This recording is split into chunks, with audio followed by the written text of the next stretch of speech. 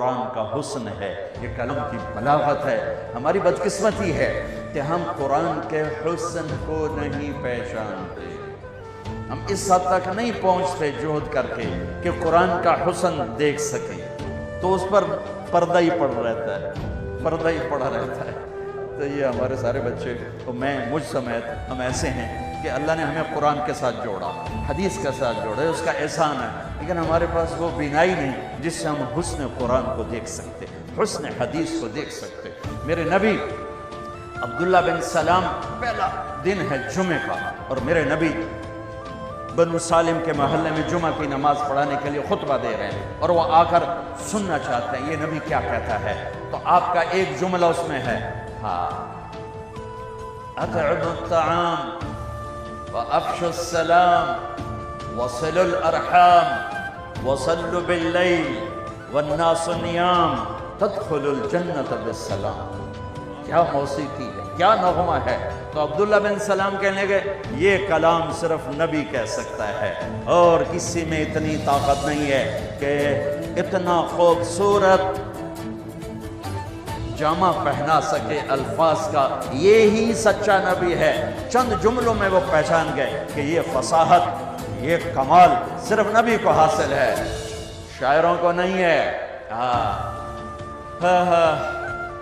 سبع معلقہ، 7 بڑے شعراء کا کلام لٹکا ہوا تھا بیت اللہ میں، فیصلہ نہیں ہو رہا تھا کون سا کلام زیادہ فصیح ہے، 7 لٹکا دیے، اس سے بہتر آئے گا تو اس کو لٹکایا جائے گا۔ سال ہا سال گزر گئے، کوئی شاعر ایسا کلام نہیں کہہ سکا کہ ان کو اتارا جاتا۔ 7 شعراء کے قصیدے، اس میں ایک شاعر لبید کو ایمان ملا رضی اللہ تعالی عنہ، باقی 6 کفر میں مر گئے۔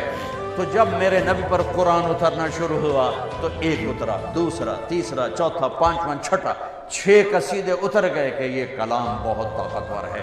لوگوں نے کہا امرؤ القیس کی بہن سے، وہ تو مر گیا تھا، بہن زندہ تھی، کہ تو بھی اتار دے، دیکھتی نہیں ہے محمد پہ کیسا کلام آ رہا ہے۔ وہ کہنے لگی ابھی میرے بھائی جیسا کلام نہیں آیا، جب آئے گا تو اتار دوں گی۔ پھر ایک آیت اتری سورہ ہود کی۔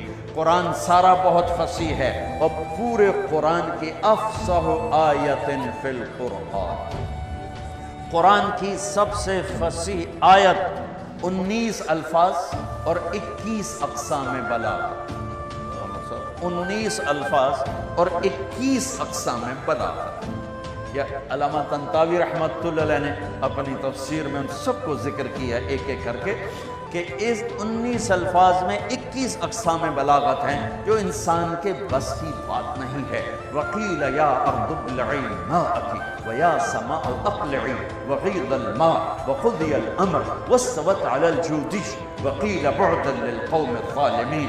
یہ آیت 19 الفاظ، 21 اقسام بلاغت۔ تو یہ آیت اتر، امرؤ القیس کا قصیدہ چمک رہا تھا، کفا نبک من ذکرا حبیب ومنزل بسقط اللواء بین الدخول فحوملی فصودع فالمقرات لم يعطر اسمها لما نسجتها من جنوب وشمعلی ترى بعر الأنعام في عرصاتها وقيعانها كأنه حب فلفل كأني غداة البين يوم تحمل لدى سمرات الحي ناقف حنظلي وقوفا بها صحبي علي مطيهم يقولون لا تهلك أسن تجملي وإن شفائي عبرة مهراقة فهل عند رسم دارس من معول ففاضت دموع العين مني سبابة على النحر حتى بل الدمع محملي۔ یہ اس کی ابتدا ہے، یہ عالی شان قصیدہ ہے جو امرؤ القیس کا ہے۔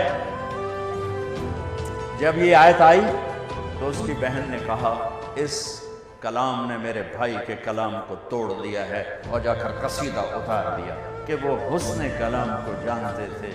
میرا دکھ یہ ہے ہم نہیں جانتے۔ مجھے یہ چیز سب سے زیادہ تڑپاتی ہے جب کبھی کوئی کتاب سامنے ہوتی ہے کہ ہائے کاش کہ ہم اس کے حسن سے پردہ اٹھا سکتے اس کا، چونکہ یہ ایمان بالغیب نہیں، یہ ایمان بالمحسوسات میں سے ہے کہ قرآن کا علم حسی ہے، محسوس ہونے والی چیز ہے، محسوس ہونے والی چیز ہے۔